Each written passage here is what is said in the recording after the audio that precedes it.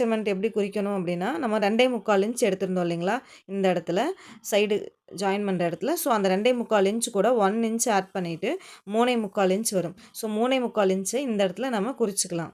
உங்களுக்கு எந்த அளவுக்கு வந்துச்சோ அது கூட நீங்கள் 1 இன்ச் ஆட் பண்ணி குறிச்சுக்கோங்க. அதே மாதிரி ஃப்ரண்ட் சைடில் நம்ம 3.25 இன்ச் வந்துச்சு இல்லையா? அது கூட 1 இன்ச் ஆட் பண்ணி 4.25 இன்ச் வந்து நம்ம பட்டி மெஷர்மெண்ட் குறிச்சுக்கலாம். இங்கிருந்து 4.25 இன்ச் குறிச்சுக்கலாம். ஓகே.